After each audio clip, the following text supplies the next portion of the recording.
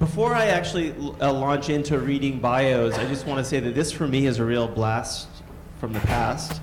As many of you know, I moved to New York in the spring of 1996 to grow Rhizome, which I had started a few months earlier in Berlin. And among the very first people I met when I landed here was Christiane Paul. She had recently started a magazine called Intelligent Agent, and we had lunch at one of these Italian sandwich places in the Garment District, like in Hell's Kitchen, with your co-founder. And we were sort of, trading ideas about mission and strategy and the growth of this thing that was at the time called new media art. And then Rhizome was located in Soho, as was Guggenheim Soho. Guggenheim Museum used to have an outpost in Soho where they had offices and an exhibition space. And John, who I'll introduce in a minute, worked there. And we would meet about once a month for these enormous hero sandwiches at a place called Buffa's that no longer exists. And so let me just say that it's really a huge pleasure to sort of close the loop. Oh, and I shouldn't neglect Joanne, who I'll introduce in a moment, but who is an editor at Rhizome, which I started for a couple of years. So John and Joanne are the inaugural recipients of the Thoma Foundation Arts Writing Awards in Digital Art. These awards reward sustained and innovative work, from general audience criticism to academic scholarship in articles, books, blogs, and alternative media. The program recognizes the importance of writing that directly advances the scholarship, criticism, and theory of digital art and evolving technologies within contemporary art. So John Ippolito is an artist, writer, and curator, very accomplished in each of those areas. He's professor of new media and director of the digital curation program at the University of Maine in Orono. And he was associate curator of media arts at the Guggenheim Museum from 1991 to 2006. His current projects, including the Variable Media Network, which he's been working on for, a decade at least, Thought Mesh, and his co-authored books, At the Edge of Art and Recollection, aim to expand the art world beyond its traditional preoccupations. John received a BA in physics and astrophysics from Harvard, and an MFA in painting and printmaking from Yale. So when it comes to education, he's kind of a slouch, but didn't go to SVA. Joanne McNeil. Couldn't get in, right? Joanne McNeil is a New York-based writer who is interested in the ways that technology is shaping art, politics, and society. She was a 2014 I-Beam resident, and in 2012 received a Annenberg Getty Arts Journalism Fellowship. Her essays and reviews have appeared in Domus, Dissent, Frieze, The Baffler, Modern Painters, Wired, the LA Times, the Boston Globe, and N+1. She's a founding editor of The Message and was editor of Rhizome from 2011 to 2012. She studied economics at George Mason University. So tonight's conversation is going to be moderated by Christiane Paul, associate professor at the School of Media Studies at the New School and adjunct curator of new media arts at the Whitney Museum of American Art. At the Whitney, she's curated several exhibitions, including Corey Archangel Pro Tools, Profiling, Data Dynamics, and the Net Art selection of the 2002 Whitney Biennial, which was really one of the very first times that net art was included in a major American museum exhibition. Christiane received a PhD from the University of Dusseldorf, and she's written extensively on new media arts. Please join me in welcoming John Ippolito, Joanne McNeil, and Christiane Paul. Thanks so much for the introduction, Mark, and thanks to the Thoma Foundation for making this possible, to SVA for hosting, and of course to all of you for coming to this event. So we are here to obviously honor the recipients of the Arts Writing Awards at the Thoma Foundation, but also to look at the evolution and state of digital arts writing. Where are we coming from and where are we going in the future? What's the state of the art of arts writing? And I actually want to start with an image many of you may be familiar with because it has been circulated widely. So this was a letter by Philip Leiter, editor of Art Forum in 1967 to Matthew Beigel, who had proposed to Art Forum to write about Jacques Jury, one of the famous early pioneers of algorithmic art. And what he's stating here is that he cannot imagine that Art Forum would ever devote space or an issue to writing about computer arts or electronic art. Of course, we have come a long time since then, so we actually had kind of an issue in 2012 that was meant to focus on media arts, although the scope was pretty broad since it also included photography and other media. And one of the articles included in that magazine was Claire Bishop's Digital Divide, which then raised a firestorm. And I don't know if we'll get to that in actually just emphasizing the divide ultimately. So we have gone through quite an evolution, and I think the interest and response to digital arts in the publications, arts publications in this country and abroad have gone through various waves. So when the New York Times came online, McNeil actually launched a column, Arts at Large, and then later on Arts Online, which was specifically devoted to new media arts and online arts. And what really made it very special was that Matt Mirapol was an expert in the field. If you would talk to him, you had nothing to explain, basically, about net art. He would ask you the tough questions. Everything was pretty much understood from the start. And then in 2003, his column was canceled. I remember both John and me actually wrote passionate letters to the then editor of the New York Times. The column was reinstated for a little bit and then in the end went for good. I yesterday, for the first time in 12 years, looked at my letter again, and I found this one sentence which was basically just meant to be a casual remark, that it would be very unfortunate if arts online or digital arts would only be covered by the Süddeutsche Zeitung in Germany, which was very active, or El País in Spain. And I certainly didn't expect that at the time, but I today can safely state that El País, and that's Roberta Bosco and Stefano Caldana in Spain, have covered more of any of the new media projects at the Whitney Museum than any publication, any newspaper in the United States. So that's definitely true. So again, we've come quite a ways since then, but the advent of social media has once again changed the landscape. Brad Trammell, in his article, Art After Social Media, actually touches upon some key concepts here regarding authorship and context, and how, once again, the landscape of arts writing and arts itself has been reconfigured by social media, and perhaps we get to talk about that a little bit. I think it can be safely said that there is still quite a difference between the coverage that mainstream newspapers and blogs, online platforms, and more specialized publications would provide about digital media arts. So in 2013, for example, the New York Times actually covered the restoration of Douglas Davis' online art project, the world's first collaborative sentence, on their front page, admittedly. So I realized that the Times has a specific audience, and that articles that get published on the front page also have to cater to a certain level.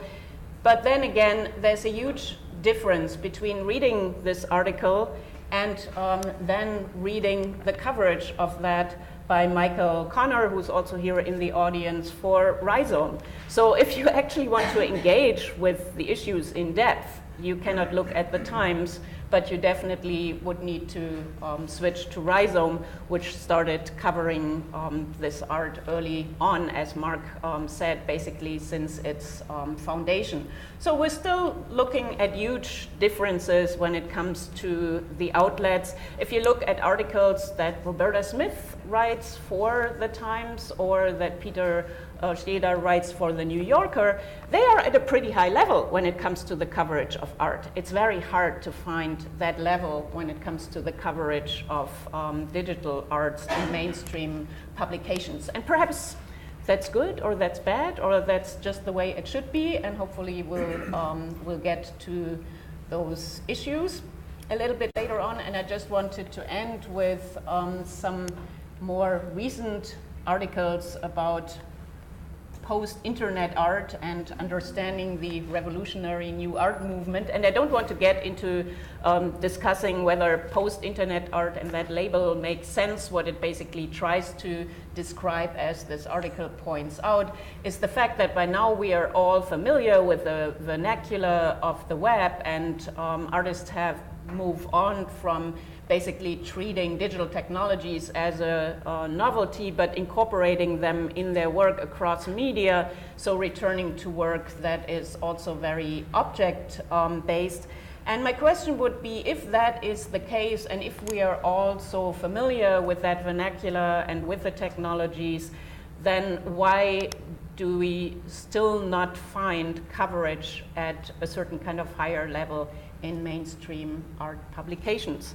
So what we will address in the following are some of the issues related to digital arts coverage right now. Where are we? Where do we want to go? How do we get there? How has the landscape changed throughout the decades with new platforms? And also, how do we straddle the boundaries between art, technology, leisure, entertainment, and does that create problems for arts writers? So on that note, I will hand it over to Joanne for a few introductory remarks, and then switch to John. Then we'll have a discussion and open it up to the audience a little bit later. Okay, I just have a few general remarks, because I was thinking about, instead of giving a presentation about digital art, I thought I'd be a little bit more direct and just say why write about digital art? Why is this important? Why do I think everyone in this room would benefit, and we would benefit from being able to read your writing on digital art? Why should there be more writing on digital art? And I just kind of wrote a few notes. And I mean, of course, it's not like the most lucrative, but for someone who's adventurous, for someone who enjoys a challenge, an intellectual challenge, and really is eager to rattle at the gates of gatekeepers and make some changes, it's still such fertile ground. And for those of us who are already practitioners in digital art, I want to make the point, another general point, that we should really welcome that this discipline is expansive, and that we should remain very open to a lot of things. If someone appears to be adjacent to digital art, if someone is interested in art and Afrofuturism, interested in art and video games, let's welcome them into our spaces rather than create a lot of circles around communities before we really know what we're talking about yet. It's still a very recent history that we're talking about. And I know that what I have benefited from in being part of these communities is I've found a space where I, as someone who has gone a lot, had a really windy road in terms of my career, I found a space where I could really engage with a lot of ideas from not just art, but the politics, but issues related to the internet, and not just as gadgets, but also the politics of the internet and technology. And those cross-disciplinary connections and the people who are eager to make them, I really feel like this is this is a space where you can thrive, that there's still room to create the publications that we will be reading in 25 years. There's still room to write those books. I don't think it really is still, we've just begun. Okay. So thanks, Joanne, and thanks to the Thomas, especially thanks to Christiane and SVA and everyone else who contributed to this event. Joanne just told you why you should write about digital art. So I will try to be ambitious and tell you how.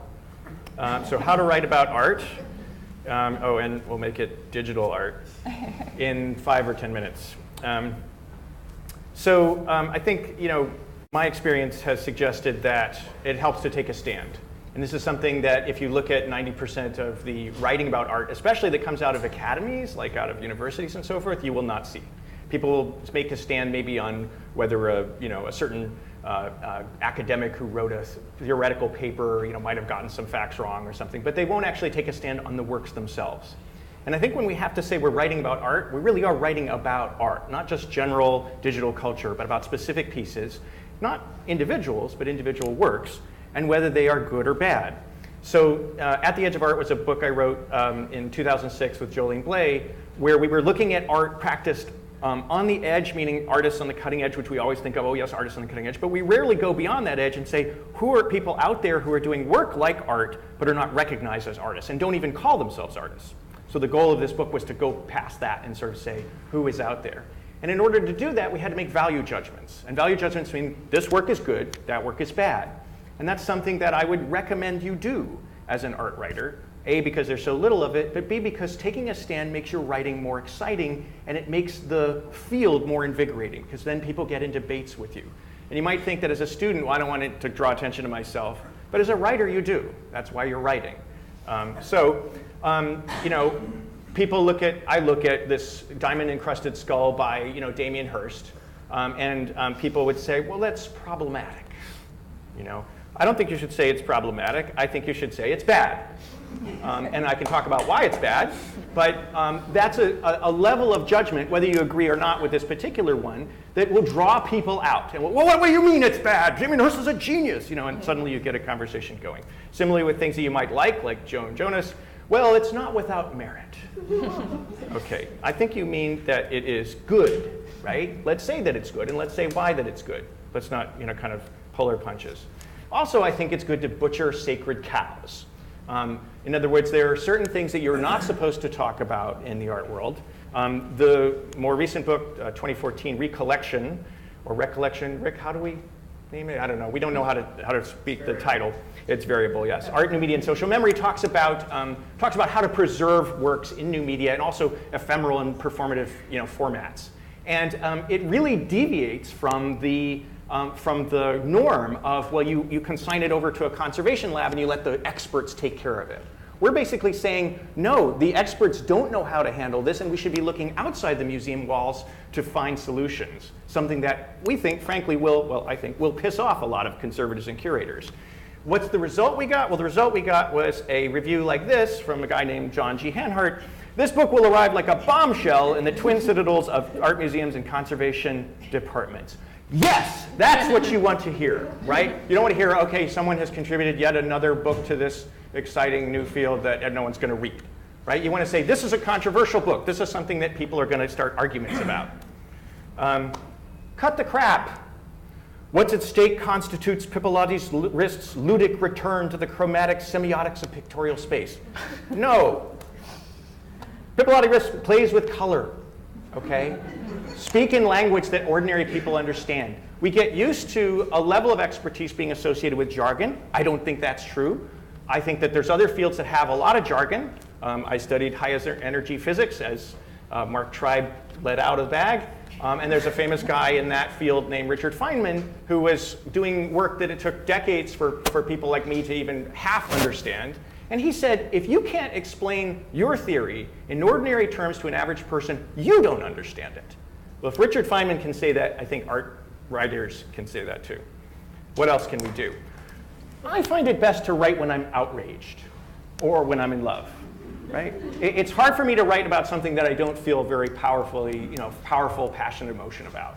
So there was a initiative around 2000 called Dot Museum, which really pissed me off. It was an attempt to create a higher level domain, like those suffixes you see, .com, .org, .net, but just for museums. And it was probably well-minded. It came out of sort of this scientific natural history museum movement. I won't mention names. But their goal was to get all the other museums around to adopt this. The problem for me was that it was an early time in the web when people were trying all kinds of different models for museums. There were things like the Web Museum, the Web Louvre, which was better than the actual website for the Louvre. There were things like Rhizome, which has a collection, and yet at the time, according to the International Council of Museums, did not qualify as a museum. So this Dot Museum would have drawn a line right down the middle of all these interesting online experiments and put the legitimate brick and mortar museums on one side and all these iffy, crazy artist experiments on the other. I thought that was wrong. I wrote an open letter. Lots of other people joined in. And today I'm very happy to say that Dot Museum is actually owned, that domain, by less than 10% of brick and mortar museums today. So it was a flop. I can't take complete credit for it, but I did get pissed off and I wrote a nice letter about it. So when you find something that impassions you, it usually is best to go and find, like, it's rare that I walk out of a gallery, say, and see a work that I hate and then go and decide I'm gonna attack that work at home. But people do say things online, in articles, in comments, and email lists, that I feel like, okay, here's a way where I can be in dialogue with people. And maybe I will vent my frustration and wipe the spittle off my jaws, and then they will correct me and say, well, actually, John, you didn't realize this. And I'll be, oh, okay, I changed my mind. We both learned in that process. So the internet gives us a lot of places where we can have dialogue with people. And I found that after those dialogues, it clarifies my thinking, and I can go and write about it for a magazine or a book later. I also think you should preach to the heathen. We're used to preaching to the choir, right? I'm kind of preaching to the choir in this room. You're all new media art conoscenti, or students thereof. And I was invited to do reviews of books in the field of new media by the Ludwig Boltzmann Institute in Austria. And I said, well, I'm happy to write these reviews, but I think, who's going to see them? And they said, well, we're going to create this whole new part of our website where people will go.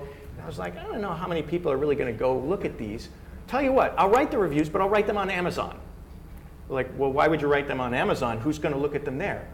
Everybody's going to look at them there. People go to Amazon to look for books. I'm going to write reviews about books that people would not ordinarily see, and then they'll go and look at those, and maybe they'll be recommended, and it will continue.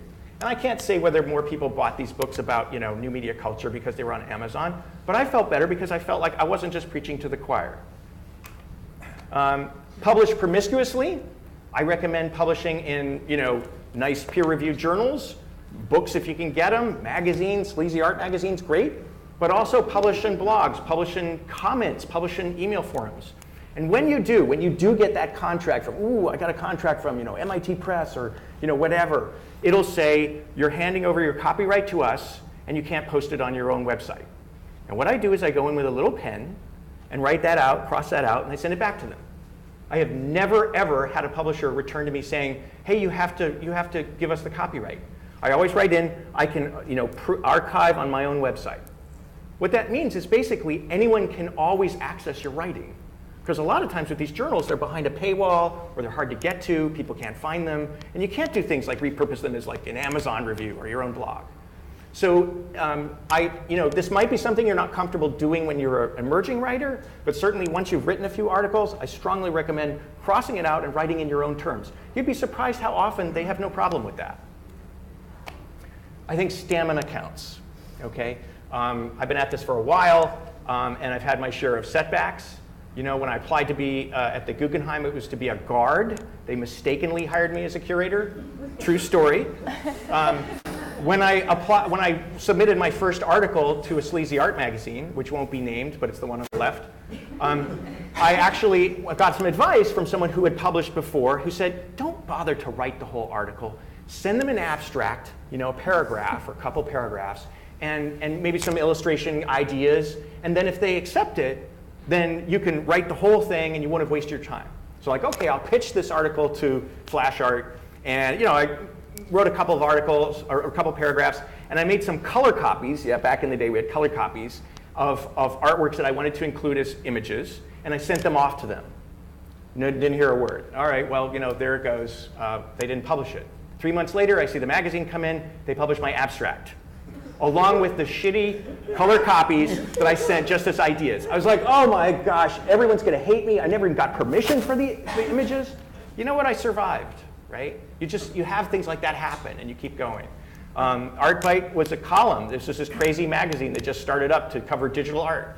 They said, hey, would you like to write a column? I said, sure. I didn't realize how much work it is, but yeah, writing a column every month gets you out there, gets your name out there, and it's busy, it's hard. You kind of, it's like an endurance, like a marathon.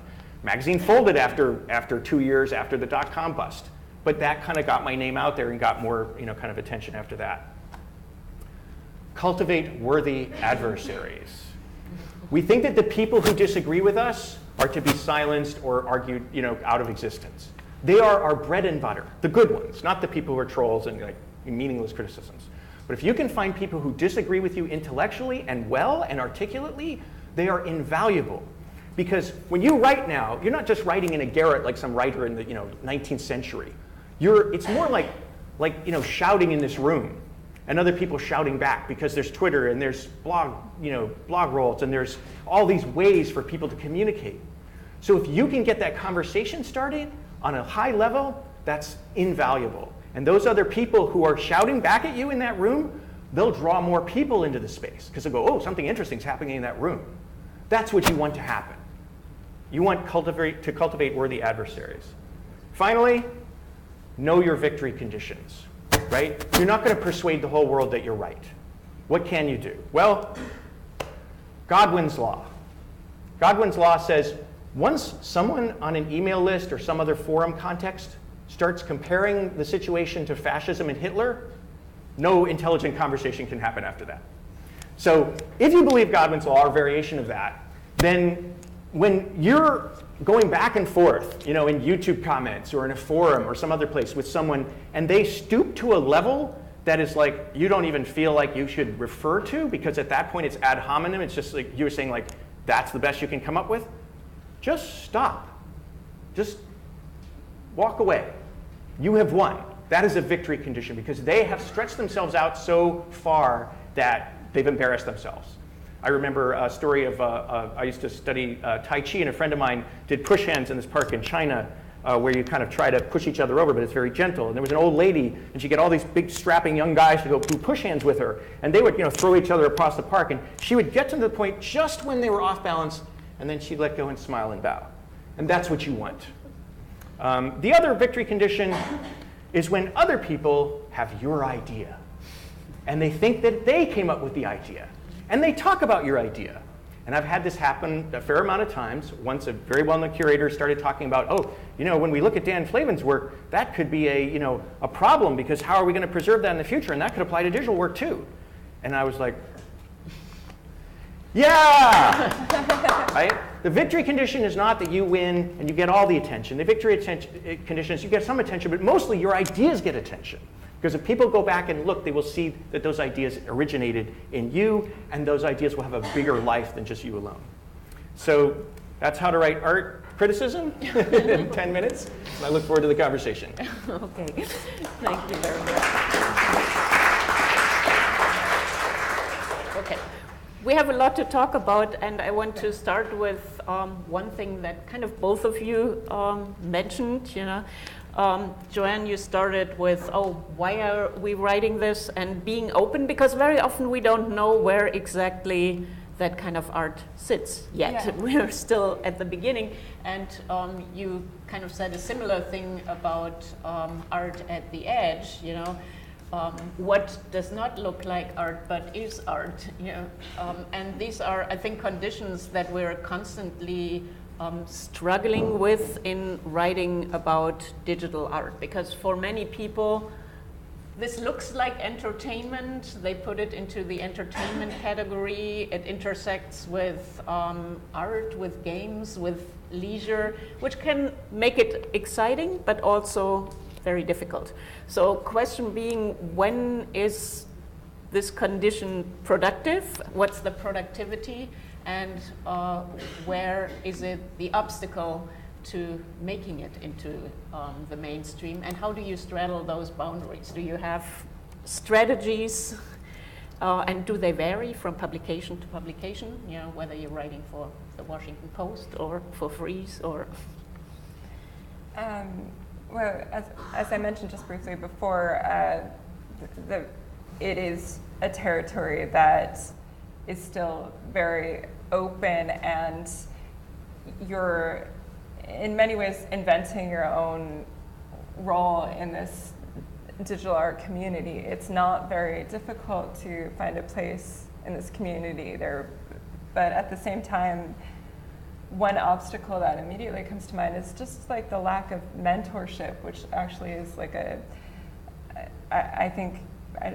something that I think about very often is, I mean, we talked about it briefly this morning, is that there isn't a lot of intergenerational conversation yet, and I think right now that's something that we should focus on, trying to have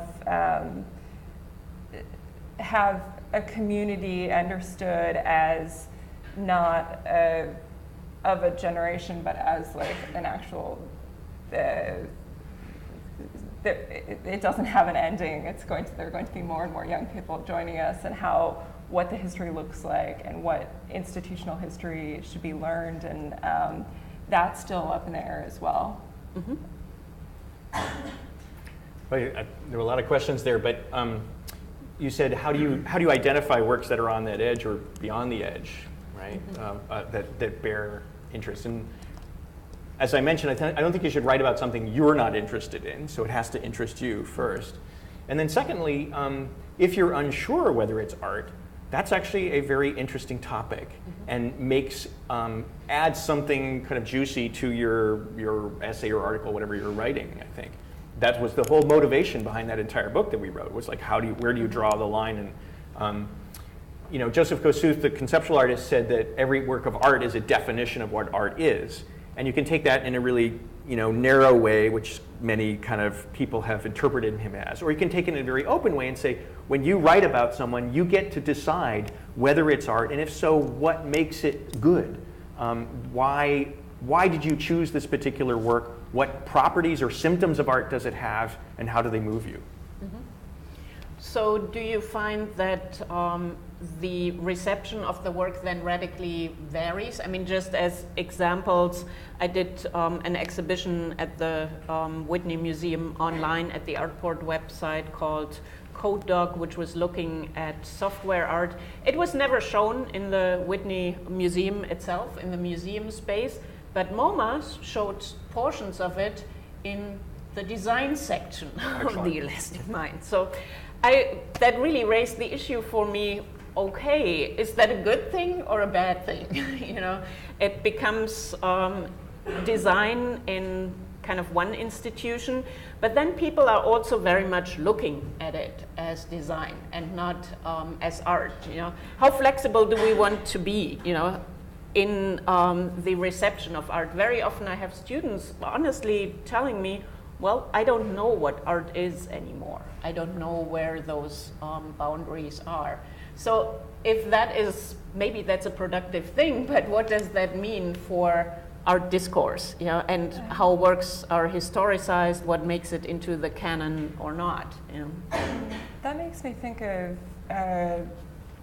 a lot of the creative coding community, which is a little bit different, but mm-hmm. still overlaps so much. A lot of that is ad-driven or for a brand, and it reminds me of just the kind of decisions of film that we can look at. I can appreciate Moritz and Godard, and sometimes a good commercial, and that's on TV. I mean, these are. And sometimes, the people who make a commercial on TV go on and make a film that's like in the box office, and that's a different kind of appreciation, and that's very different from video art. And I think we're not quite there that we can draw these lines between them. I'm seeing a little bit where yes, like the creative coding community is adjacent and often overlaps, but not quite. But those divisions are just going to come out naturally over the time. Mm-hmm. I think we're lucky actually writing about digital art in that we have a couple avenues in and different levels. If you think about, painting, there are levels that the average person who walks in a museum and says, oh, I don't know anything about painting, but I know what I like, and then there are levels of expertise, and those levels of expertise take a lot of time to get used to. You have to, maybe take a course at Christie's and, become an expert or read up or become an artist yourself. In the digital world, in the world of technology, we have other ends, and I just give an example that I pulled up here. When I was at the Guggenheim, I co-curated a show with Corey Archangel in it that had a light gun. And a light gun is this plastic kind of, pistol that you shoot at a screen, and he hacked a video game and included a light gun in it. And when I, talked to the other new media artists who were familiar with Corey's work, they were like, oh yeah, that's a cool piece, it's a hacking light gun, and it references all these game hacks and the history of glitch art from Jody and these other artists. Namjoon Paik, and so they had a whole art historical, very informed perception. And then when you do a show at a big museum, you have to do a bunch of tours. And one of the tours is with the blue-haired old ladies who are part of the membership group, right? And they're like the people who didn't go into the sciences because they didn't like math, so they went into the arts. So to them it's like, why is this art? What is this? This seems more like a video game. What does it have to do with art? And then you have to kind of explain it to them. And then last, you do a tour for the guards because they need to know what people can touch and what they can't. And when I did the tour for this show for the guards, they're like, look, a light gun! And they understood it on a completely different level because they played video games, right? They weren't kind of this kind of high culture, elite that was more, we attend cocktail parties with artists. So in the world of new media, we've got a number of different ways we can connect to people. And I think sometimes we exclusively kind of blinder ourselves that, okay, we have to seduce the art world gatekeepers, as opposed to saying, we've got a huge audience outside of that we can tap into because of their experience with digital vernacular. Mm-hmm. So definitely there is a huge audience for this art coming from different venues and avenues. And I've never been concerned that the art is not doing well or that the writing about it is not doing well. We have lots of it, But then again, we have this rift between, or this divide still, between the mainstream art and other kinds of publications and where it resides. And perhaps that is a really productive thing, because as you say, there are more avenues. What I'm concerned about, and I'm representing just a segment, I'm very aware of that, is the context of digital arts in art history and in a broader art history. Because no matter how successful it might be and with how many people it resonates, aren't we writing the wrong art history if this work doesn't filter in as much? Are you concerned about that in any way? That it may receive a lot of attention, but it is not in the. So when you say writing the wrong history, you don't mean those of us who are doing the digital art writing. You mean people like Roberta Smith and Rosalind Krauss. And exactly, people who would, for example, I think we're now starting to revisit the 60s very much and seeing it in the context of practices of computer arts at the time. There are more shows coming up now that pay attention to the early experiments with coded art, even if it took the form of print, the work of the quote-unquote algorists, and Manfred Moore is also here in the audience. So I feel like we're at a point where we're actually rewriting or starting to rewrite some of the art history of the 60s, 70s, revisiting the Zero Group, etc. So I don't know if it will just take a few more decades until we make it into the 90s and early net art, and at that point it might be gone, So. Well, I think that there's a couple of questions there. One was the question of it being gone, and that's a preservation question. Let's put that aside. Yeah, let's put that aside. But the question of like how is there going to be enough documentation? Is there going to be enough critical discourse around it? Within art history, I'm sure it's out there, the books are out there, but who's looking at them? Yeah. I think, I mean, I don't know the answer. I think I have a sense of the history here, which is that digital art came of the attention of the mainstream, meaning like museums and so forth, around 2000, around the time of the dot-com boom. Mm-hmm. And so you had shows like Bitstreams and Data Dynamics and 01 in San Francisco, and the Guggenheim's net art commissions. And I think that was all tied to this sort of alignment with startup culture. And startup culture is about making money, you know? And so that question of how are artists going to make money off of websites was constant. Like it occurred in every article in the New York Times. It occurred in every, I mean, I'm exaggerating a little bit, but most of the conferences that I was at some point someone would ask that question. And it's interesting because I went back, I helped curate some shows at the Guggenheim on pioneers from the 60s, people like Robert Rauschenberg, Nam June Paik, and so forth, and their performances. And when you go back and read the reviews of their performances, and these are crazy, you know, things like taking dried fish and throwing them back into the ocean, or you know, sort of this experiments with art and technology where someone was levitating in this kind of platform because, you know, Lucinda Childs was working with an engineer from Bell Labs. And in all of those writing, people always said, why is this art? What is it about this experimentation that qualifies it as art? No one ever asked, how are they going to make a living? So I don't know the answer, but I think I know part of the cause, which is that it emerged at a time when people thought, oh, digital stuff, I can make money off of it. Mm-hmm. And of course, yeah, that's still an issue, and many people have argued that the recognition of digital art is, of course, tied to the role it plays on the art market, yeah, and how much it is on the radar of the art market. And perhaps the more it is on the radar, the more the discourse of it will move into the fine arts world. I'm definitely seeing more collectors emerging at this point, and that might bring about a change too. Would you say that you've seen, or are you aware of a major change between the 90s and the social media age in terms of art criticism and how it has evolved? Well, I mean, one thing to keep in mind is that students today, the digital experience is something that you've grown up with, that is not necessarily,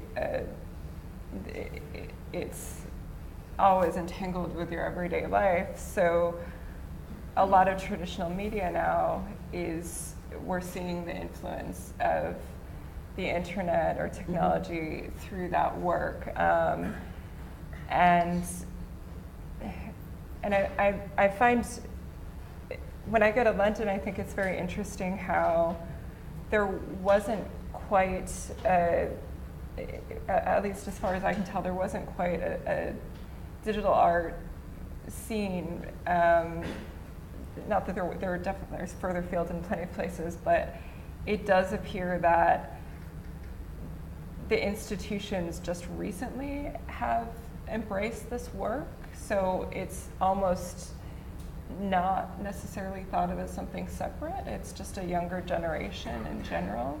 But that's possibly like a vast overstatement, and someone who knows the scene better than me is welcome to correct me on that. But I do notice a lot of artists who maybe are just on the fringe, and it is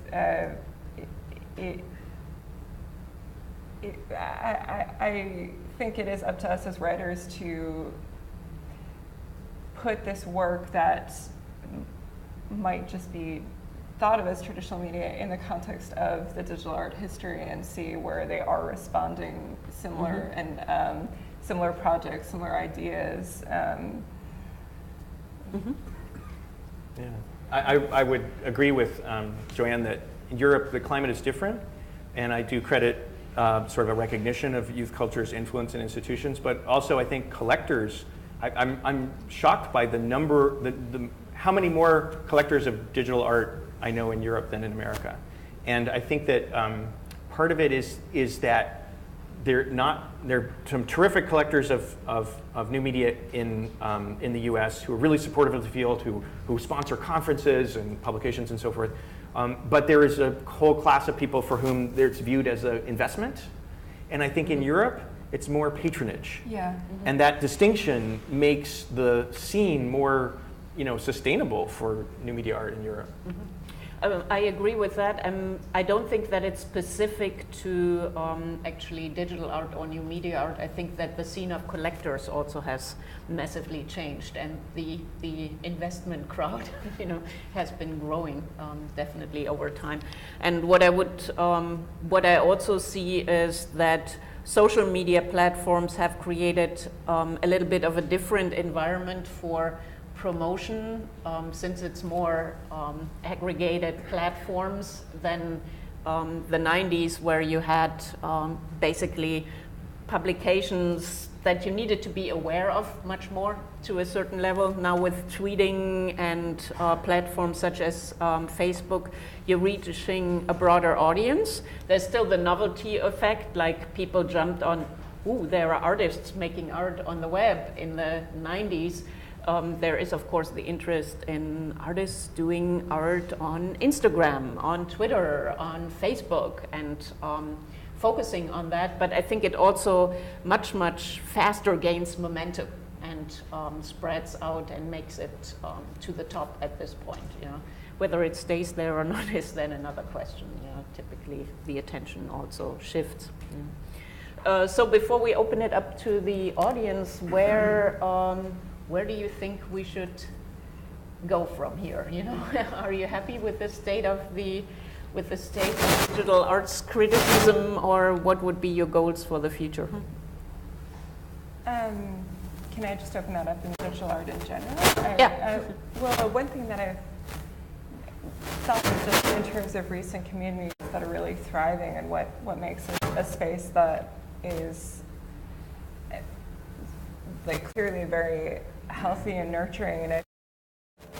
And a number of smaller groups, like one community I'm very enthusiastic about is the bot community, and it sounds very simple. They're making Twitter bots, and that might seem like just a very, okay, how much can you actually do with this? But actually, because this community is so encouraging of each other, they've taken this idea to great imaginative directions. And to just give an example and also an idea of the potential for these projects, there's an artist, Katie Rose Pipkin, who did a Twitter bot in collaboration with another artist. I'm afraid I can't remember his name, but they made moths that they figured out a way to generate different images. Oh yeah, if you could pull that up, that would be, we could pull up a few of the bot artists and why, I love this example as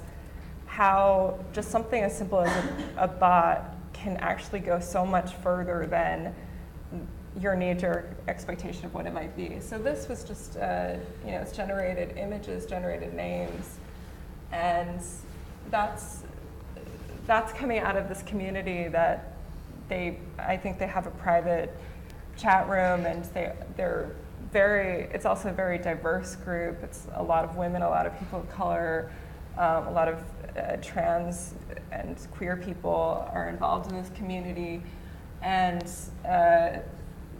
that's, when you think Twitter bot, you might just think of someone who's doing some funny @reply, but actually it can be something as extraordinary and inventive as that. Another one I love is Matthew Plummer Fernandez's Novice Art Critic.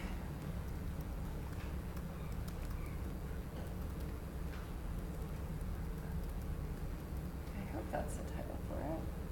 That's it. Novice Art Blogger? Novice Art Blogger. So it's a, well, it's a, he's. Do you want me to look up some of the examples? Yeah, if we Okay, could go to the actual Tumblr. Yeah. This is another one who's just using the idea of a bot to. Let's see if I can find the Novice Art Blogger. So are these examples? It's doing image recognition, and the text is just computer-generated text. I don't know if you can read that. So this is what the bot, who just becomes a person in this, and it's what this computer is seeing, and it's. That's great. Another artist in that community that I love is Darius Kazemi, who in many ways has shepherded this community. And How do you spell his last name? Kaomi, K-A-Z-E-M-I. And he has a long list of his projects, and he, yeah, that's his website. And here's someone who created the Bot Summit.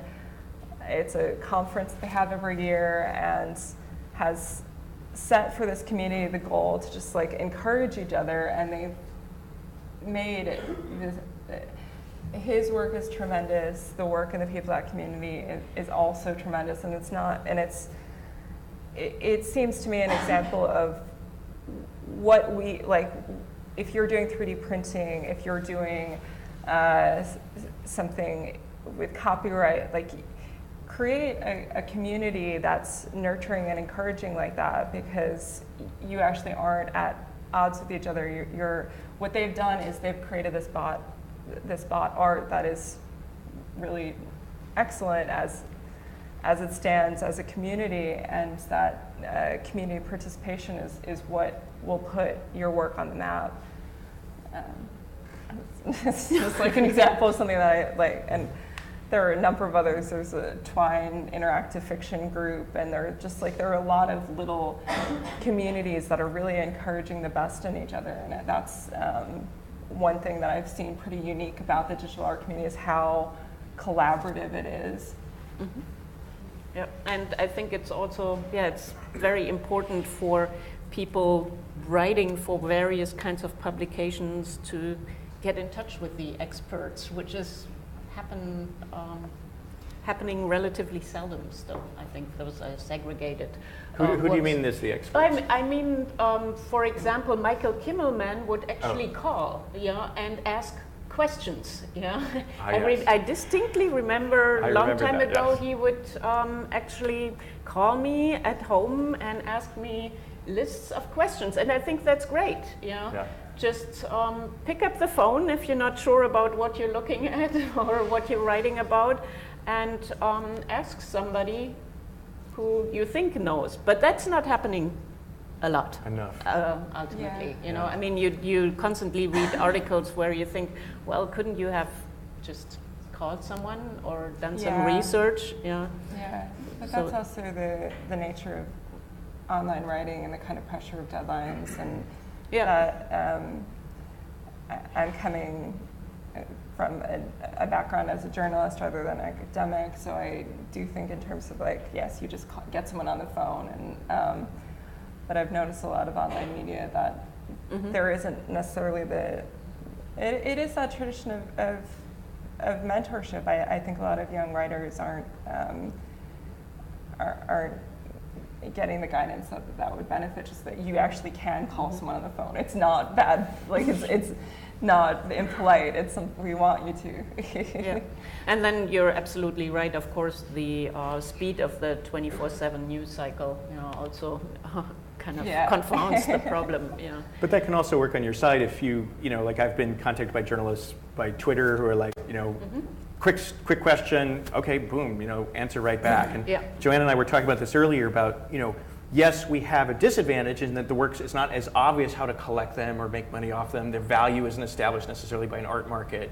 But we have the advantage as writers of digital art to be working in a vernacular that is extremely fast at connecting people and efficient. And so the strong ties, like the community you're talking about the bot people, are really great, but there's also these weak ties of social media. And we kind of coined the term #journalism. If you were to try to use those forces to get information out faster and get these kind of questions and answers passing back and forth, the articles might even just be a pretext for that later conversation on social media. Yeah, I completely agree. So before we run out of time, we should actually open it up to the audience. And we have a microphone that I'd be happy to pass, and if you could just wait for the microphone to get to you before you ask your question, and hold on to it in case there's follow-up until you pass it on to the next person.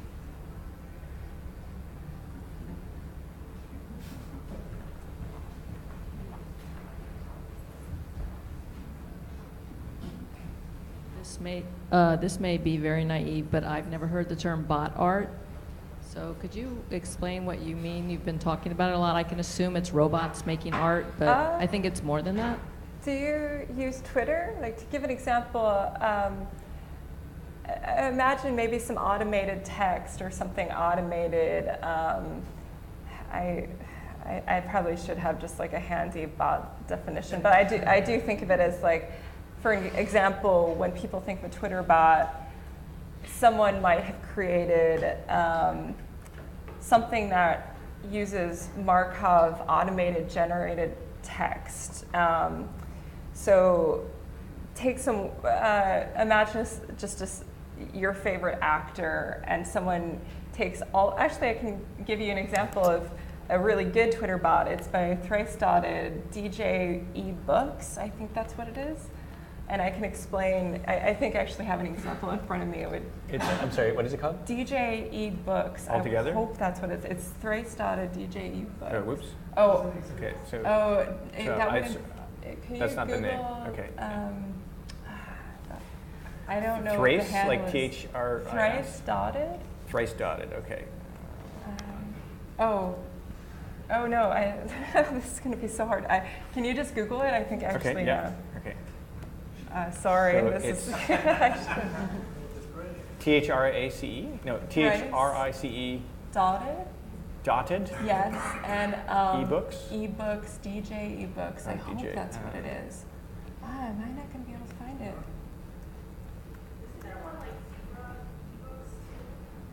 Oh, well, let me There was just horse ebooks, but it turned out not to be a bot. I think so to give an example what it does, and I'll find it and afterward, because it's, so what they did was they created you can @reply on Twitter, you can talk to this bot and say, play My Bloody Valentine. And what you'll see is in between ASCII characters for the music note, it'll have automated lyrics that it's taken from some database of all the lyrics by this band and just like generated lyrics that it will resemble, if you know this band, like you could just give it any band to spin, play me some Neutral Milk Hotel, and it'll just like give you some lyrics that resemble. And if you really know the band, it might even look eerily like something that you resemble, that you remember, but not an actual song. And so the bot community is experimenting with automation and experimenting with a lot of text-based work, but also image-based, and just computer vision sometimes kind of falls in there, but a lot of their projects are based on Twitter, are on Twitter. So it's basically software that searches, filters information, has its history in the chat robots from the 1960s, so chat bots. Yeah. And yeah, a lot of artists, as you say, are playing with these filters. And you mentioned horse ebooks, which was ultimately not a bot. It was a bot that gained a huge following, and people just absolutely loved it for its poetic messages, but then it turned out that it was in fact two artists who were writing this and not a bot. And I'm blanking on the name. Who's the author of the Orchid Thief? Oh, Susan Orlean wrote. Susan Orlean wrote actually for the New Yorker a piece about that, and I talked to her for a long time about this piece, and it was so much fun, our conversation, and she researched Joseph Weizenbaum and early chatbots. So that was another great example of, I think, great journalism and someone really delving into a topic. Yeah, that was a really great piece. So I would highly recommend that article she wrote for the New Yorker. Yeah.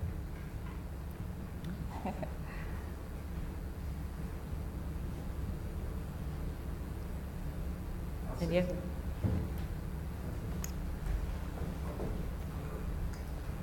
Well, I don't mean to throw this conversation into the past, but I'm reminded as I'm listening to your talk about this notion of is it art? And how are we going to be accepted?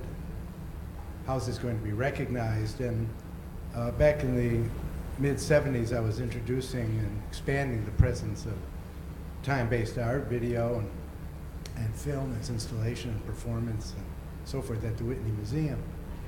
And it was, the couple of things that stick out, just it's a large, complicated story, but that, this is really important, and this is why we're doing it. And we want to bring this institution behind it. We want to give a quality of presentation that the work demands and put it into the context. That means that the curator has to speak to the audience, to engage them about the work. It means that you have to bring a new generation of scholars to the museum to learn about it. These are all steps we took. But it was in a context in which I remember vividly we would present films for an exhibition period or videotapes. And Hilton Kramer, who was then the chief art critic at the New York Times, those of you who don't remember, it's probably just as well your tone, but Vincent Canby was the chief film critic, and I had put together an exhibition of Paul Scheritz's films, and Canby wrote this Sunday column. He said, he wrote in it that, well, I came out of this screening of these extraordinary films, and I saw Hilton, and I said, Hilton, don't you think you should be looking at this as art? And do you look at it? And he said, no, he made a decision that if it moves, he won't deal with it. So this is a kind of anecdote that speaks to a large number of issues within institutional criticism and the limits of it. It continues to this day. And one of the factors that made a really difference then for the representation of this work was integrating it fully into the museum, into the biennials. And that film was shown projected as installation alongside video, alongside painting and drawing and so forth. And that integration into the catalogs and into the program was very important. But the other thing I want to mention, I don't want to ramble on, is that there was a level of public funding, which we don't have.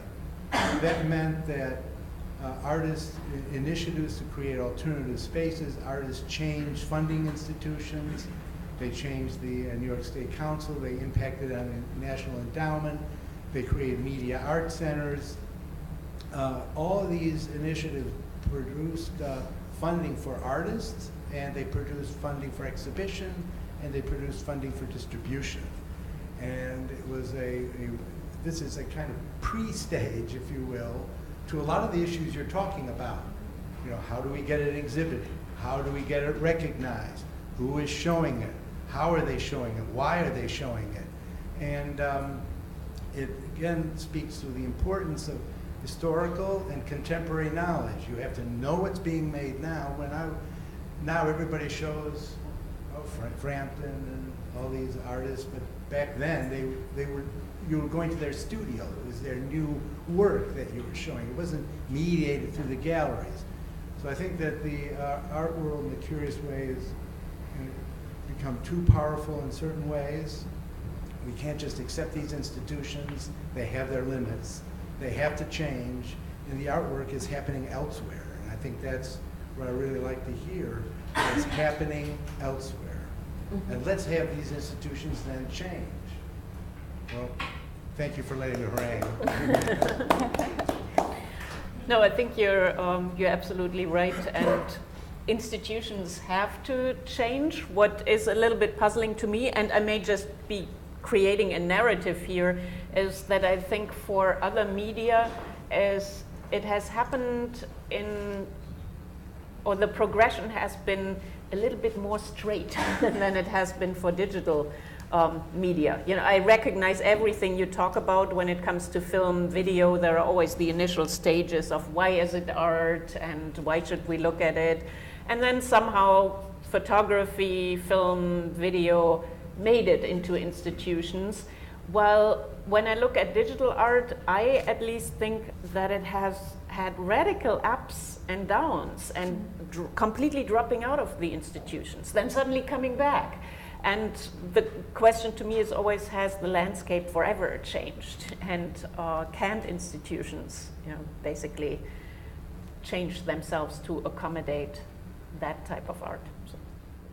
Not all the institutions have the knowledge base to recognize it and to represent it well. I think again, it has to be this ongoing presence and fight for that work. Mm-hmm. And it's all connected. I like to say that the history of 20th century art is going to be rewritten through the moving image, but it will also be expanded through the digital image, which is the moving image also. And there are connections that are important. I think we have one more question, or? Yeah. Yep.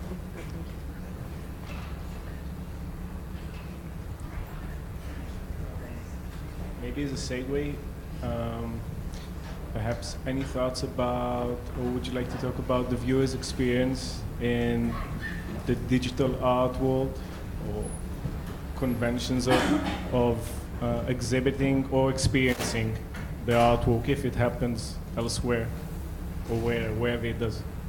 Something like that? Do I make sense? So where the viewer experiences a digital Just think about the viewer's experience, or what is the experience of digital art, because it's a little bit different than maybe physical world or offline world, or maybe it's also similar, could be, it depends very much, but maybe about thoughts about how will we experience art in the present and future. I think the example of video is an interesting precedent to follow what John was saying. It was weird in 1970 or 80 to see a television set on a pedestal next to a work of sculpture, right? Now we accept it. You walk into a gallery, you see a 30-second loop running on, next to installation or painting. And so that was one way that video and the moving image was brought into a museum. The other way was the dreaded media room, which is like some black box in the corner where things are shown in more of a theater style. And clearly those two models are not necessarily even ideal for the medium of video, because what really that medium came from was the living room. Everyone was watching TV in a couch, right, with their family or friends. And now you have instead the emulation of a theater in the black box, or the emulation of sculpture on a pedestal. Or just, or just a visitor, a viewer at home in front of their laptop. Well, that's where I think we go with the digital world, right? And that's where, again, we have this difficulty of how do museums accommodate the fact that the viewing space for work, all kinds of things, from business to entertainment to art to sports, has now taken place in the same device, namely a computer at home, typically, possibly an office. And I think that one of the ways to think about this is really bust out of the idea of the architecture of the museum as even relevant, but to think instead of what is the delivery. As one example, Scott Snibbe is an accomplished interactive artist. He's created installations that are roughly the size of this room, where people walk around on the floor, and then these tiles basically create a kind of a visual generative artwork that surrounds them. And these pieces are very expensive. They're tens of thousands of dollars. Maybe 1,000 people see them if you're lucky. It's more like in the hundreds, right? I think I have an example of a work like that. Hold on.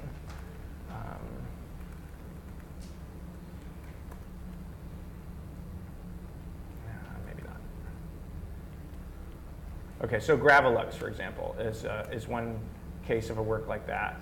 And this is an interactive work that was originally, again, something you'd have to go to a gallery, somewhere in the world. In fact, in Liverpool, for example, I think showed this work.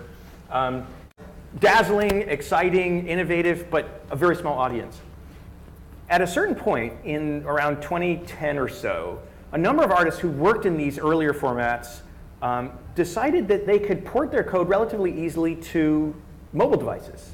So Scott started to deploy his works in iPads as iPad apps.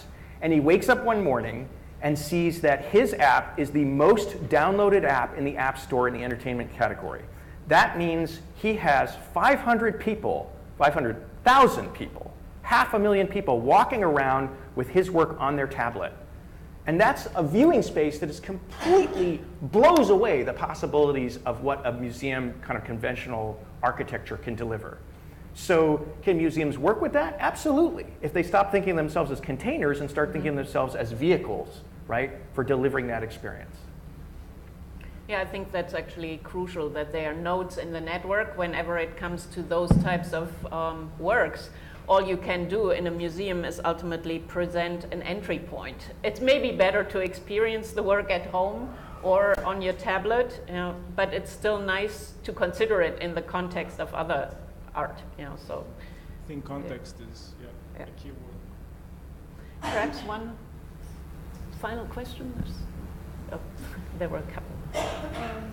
As far as the discussion is concerned, I gathered that there seems to be a problem with like how to codify or like aesthetically categorize like new media art, and like how to like write about it.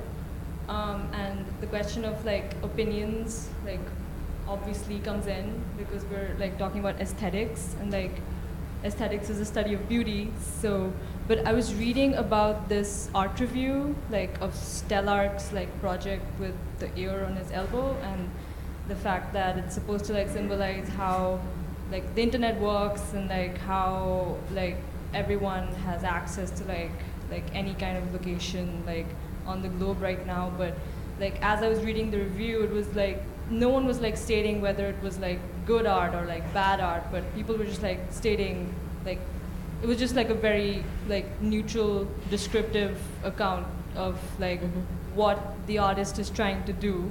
And the term new aesthetic has been coined, like which like literally it's like talking about this like development where machines or like the hardware, like mediation, like the role of mediation, like the role that mediation plays, like all these objects via which this like subliminal realm exists. So I was kind of like confused about like why there's a problem like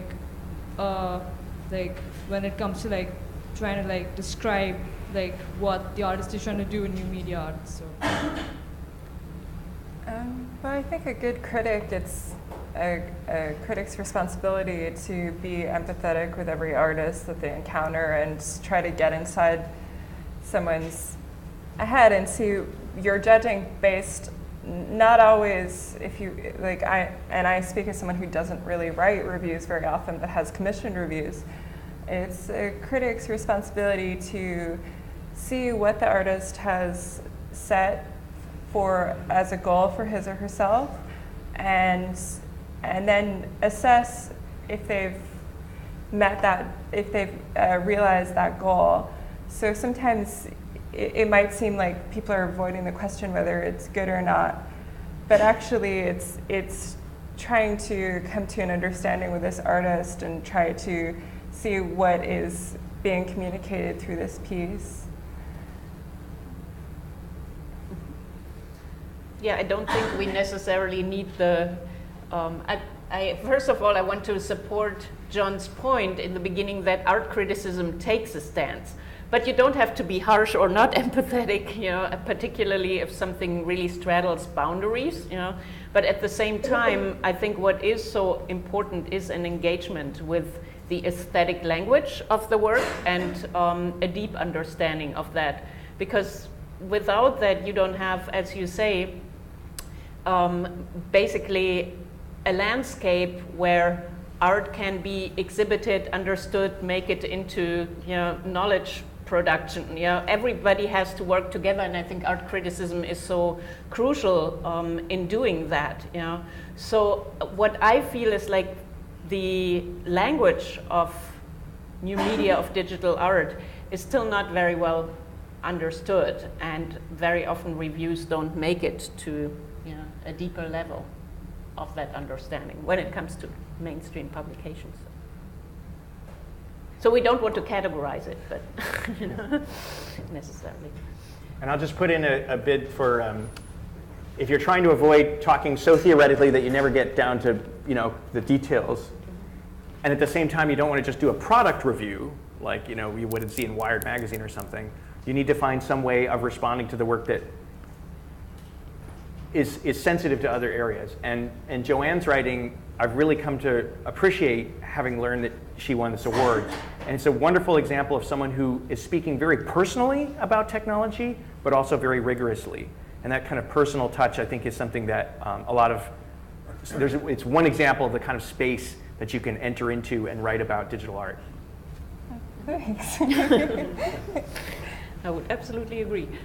Another question, or yeah?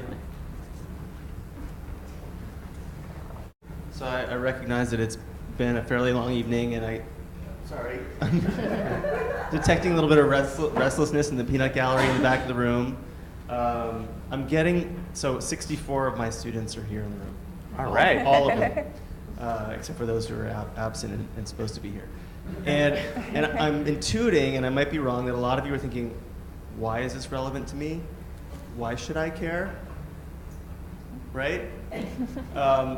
Only, I think, 2 out of you would probably identify as new media artists, if that, Ron and Kaya.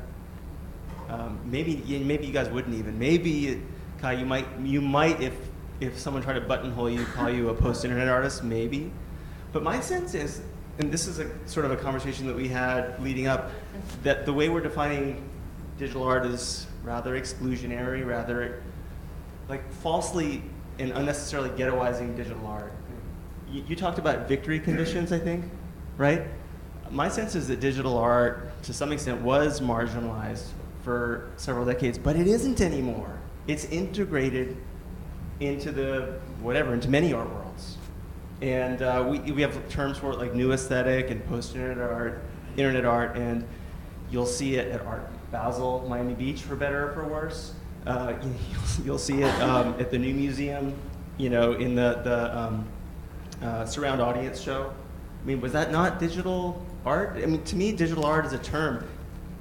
I say this all the time to my students. Disciplines are fabrications of institutions. Artists are not disciplinary creatures by nature. And I just sort of feel like this whole idea that we're this, digital art and digital arts writing is embattled, alienated, and sort of marginalized is just so unhelpful.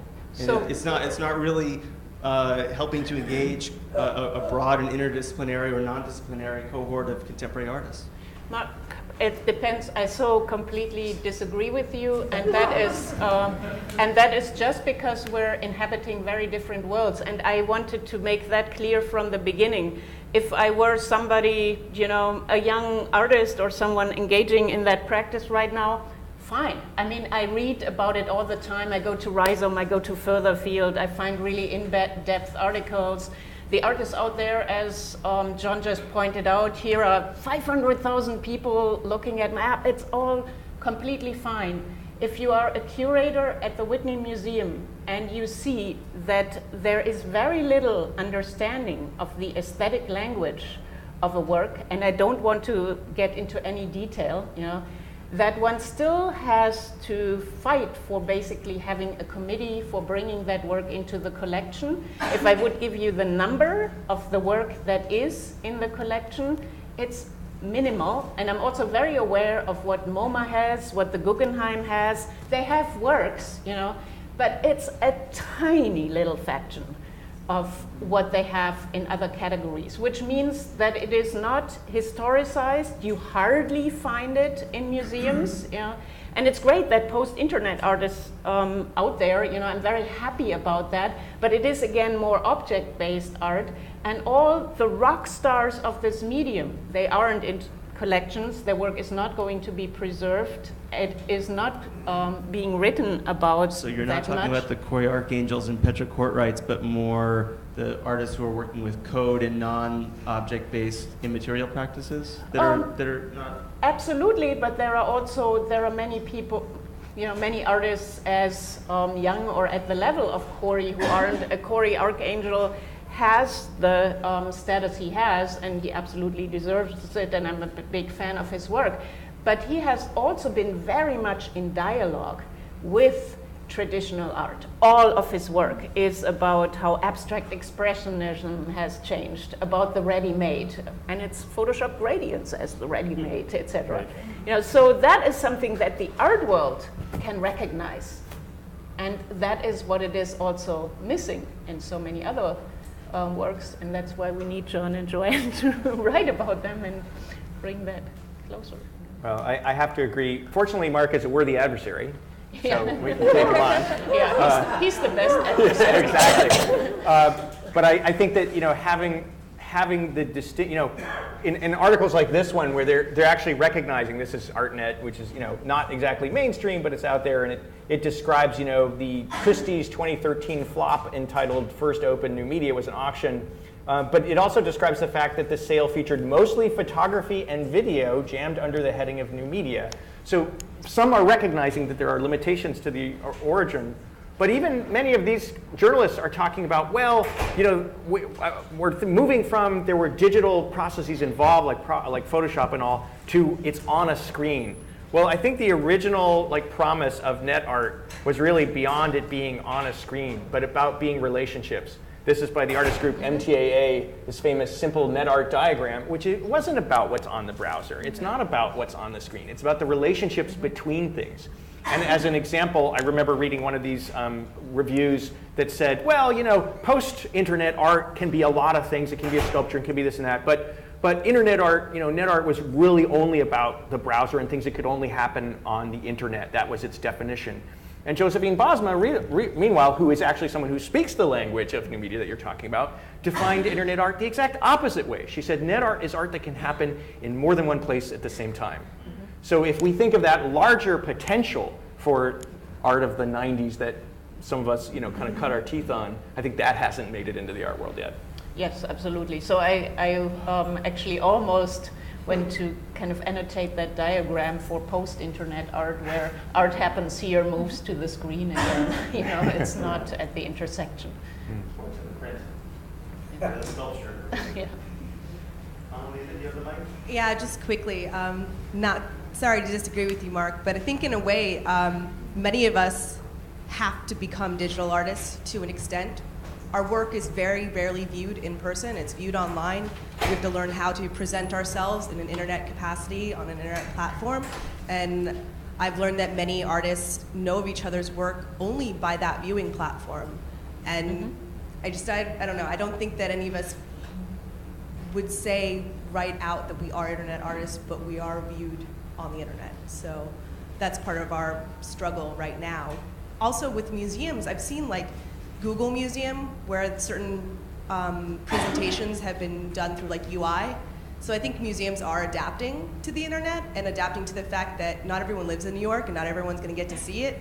We live in a very special place. And I think there are changes that are happening that maybe not everyone's totally aware of just yet.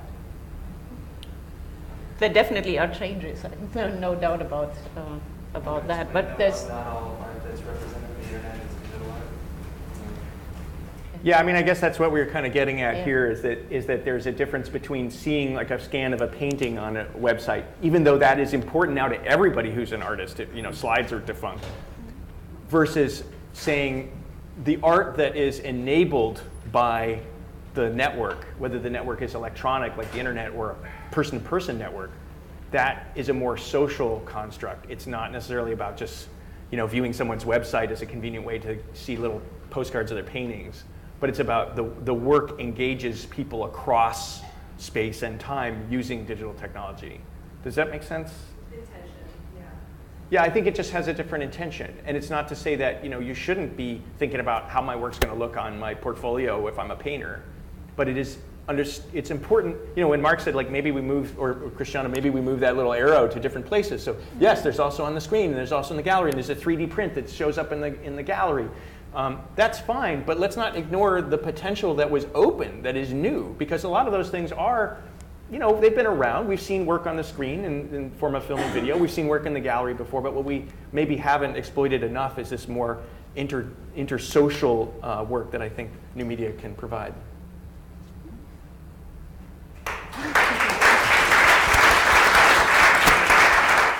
Guggenheim Museum from 1991 to 2006. His current projects, including the Variable Media Network, which he's been working on for, gosh, what, a decade at least, Thought Mesh, and his co-authored books, At the Edge of Art and Recollection, aim to expand the art world beyond its traditional preoccupations. John received a BA in Physics and Astrophysics from Harvard, and an MFA in Painting and Printmaking from Yale. So when it comes to education, he's kind of a slouch, but you know, didn't go to SVA. Joanne McNeil. Couldn't get in, right? Joanne McNeil is a New York-based writer who is interested in the ways that technology is shaping art, politics, and society. She was a 2014 I-Beam resident, and in 2012 received a Annenberg Getty Arts Journalism Fellowship. Her essays and reviews have appeared in Domus, Dissent, Frieze, The Baffler, Modern Painters, Wired, the LA Times, the Boston Globe, and N+1. She's a founding editor of The Message and was editor of Rhizome from 2011 to 2012. She studied economics at George Mason University. So tonight's conversation is going to be moderated by Christiane Paul, associate professor at the School of Media Studies at the New School and adjunct curator of new media arts at the Whitney Museum of American Art. At the Whitney, she's curated several exhibitions, including Corey Archangel Pro Tools, Profiling, Data Dynamics, and the Net Art selection of the 2002 Whitney Biennial, which was really one of the very first times that Net Art was included in a major American museum exhibition. Christiane received a PhD from the University of Dusseldorf, and she's written extensively on new media arts. Please join me in welcoming John Ippolito, Joanne McNeil, and Christiane Paul. Thanks so much for the introduction, Mark, and thanks to the Thoma Foundation for making this possible, to SVA for hosting, and of course to all of you for coming to this event. So we are here to, obviously, was pretty much understood from the start. And then in 2003, his column was canceled. I remember both John and me actually wrote passionate letters to the then editor of the New York Times. The column was reinstated for a little bit and then in the end went for good. I yesterday, for the first time in 12 years, looked at my letter again, and I found this one sentence, which was basically just meant to be a casual remark, that it would be very unfortunate if arts online or digital arts would only be covered by the Süddeutsche Zeitung in Germany, which was very active, or El País in Spain. And I certainly didn't expect that at the time, but I today can safely state that El País, and that's Roberta Bosco and Stefano Caldana in Spain, have covered more of any of the new media projects at the Whitney Museum than any publication, any newspaper in the United States. So that's definitely true. So again, we've come quite a ways since then, but the advent of social media has once again changed the landscape. Brad Trammell, in his article, Art After Social Media, actually touches upon some key concepts here regarding authorship and context, and how, once again, the landscape of arts writing and arts itself has been reconfigured by social media, and perhaps we get to talk about that a little bit. I think it can be safely said that there is still quite a difference between the coverage that mainstream newspapers and blogs, online platforms, and more specialized publications would provide about digital media arts. So in 2013, for example, the New York Times actually covered the restoration of Douglas Davis' online art project, the world's first collaborative sentence, on their front page, admittedly. So I realized that the Times has a specific audience, and that articles that get published on the front page also have to cater to a certain level. But then again, there's a huge difference between reading this article and then reading the coverage of that by Michael Connor, who's also here in the audience, for Rhizome. So if you actually want to engage with the issues in depth, you cannot look at the Times, but you definitely would need to switch to Rhizome, which started covering this art early on, as Mark said, basically since its foundation. So we're still looking at huge differences when it comes to the outlets. If you look at articles that Roberta Smith writes for the Times or that Peter Steder writes for the New Yorker, they are at a pretty high level when it comes to the coverage of art. It's very hard to find that level when it comes to the coverage of digital arts in mainstream publications. And perhaps that's good or that's bad or that's just the way it should be, and hopefully we'll get to those issues a little bit later on. And I just wanted to end with some more recent articles about post-internet art and understanding the revolutionary new art movement. And I don't want to get into discussing whether post-internet art and that label makes sense. What it basically tries to describe, as this article points out, is the fact that by now we are all familiar with the vernacular of the web, and artists have moved on from basically treating digital technologies as a novelty, but incorporating them in their work across media, so returning to work that is also very object-based. And my question would be, if that is the case, and if we are all so familiar with that vernacular and with the technologies, then why do we still not find coverage at a certain kind of higher level in mainstream art publications? So what we will address in the following are some of the issues related to digital arts coverage right now. Where are we? Where do we want to go?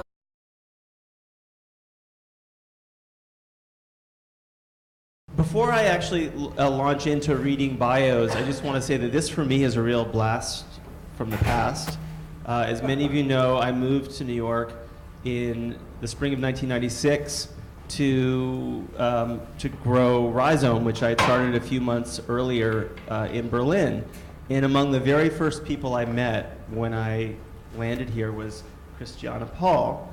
She had recently started a magazine called Intelligent Agent, and we had lunch at one of these Italian sandwich places in the Garment District, like in Hell's Kitchen, with your co-founder. And we were sort of, trading ideas about mission and strategy and the growth of this thing that was at the time called new media art. And then Rhizome was located in Soho, as was Guggenheim Soho. Guggenheim Museum used to have an outpost in Soho where they had offices and an exhibition space. And John, who I'll introduce in a minute, worked there. We would meet about once a month for these enormous hero sandwiches at a place called Buffa's that no longer exists. And so let me just say that it's really a huge pleasure to sort of close the loop. Oh, and I shouldn't neglect Joanne, who I'll introduce in a moment, but who is an editor at Rhizome, which I started for a couple of years. So John and Joanne are the inaugural recipients of the Thoma Foundation Arts Writing Awards in Digital Art. These awards reward sustained and innovative work, from general audience criticism to academic scholarship in articles, books, blogs, and alternative media. The program recognizes the importance of writing that directly advances the scholarship, criticism, and theory of digital art in evolving technologies within contemporary art. So John Ippolito is an artist, writer, and curator, very accomplished in each of those areas. He's professor of new media and director of the digital curation program at the University of Maine in Orono. And he was associate curator of media arts at the honor the recipients of the Arts Writing Awards at the Thoma Foundation, but also to look at the evolution and state of digital arts writing. Where are we coming from, and where are we going in the future? What's the state of the art of arts writing? And I actually want to start with an image many of you may be familiar with because it has been circulated widely. So this was a letter by Philip Leiter, editor of Art Forum in 1967 to Matthew Beigel, who had proposed to Art Forum to write about Jacques Jury, one of the famous early pioneers of algorithmic art. And what he's stating here is that he cannot imagine that Art Forum would ever devote space or an issue to writing about computer arts or electronic art. Of course, we have come a long time since then, so we actually had kind of an issue in 2012 that was meant to focus on media arts, although the scope was pretty broad since it also included photography and other media. And one of the articles included in that magazine was Claire Bishop's Digital Divide, which then raised a firestorm. And I don't know if we'll get to that in actually just emphasizing the divide ultimately. So we have gone through quite an evolution, and I think the interest and response to digital arts in the publications, arts publications in this country and abroad have gone through various waves. So when the New York Times came online, McNeil Paul actually launched a column, Arts at Large, and then later on Arts Online, which was specifically devoted to new media arts and online arts.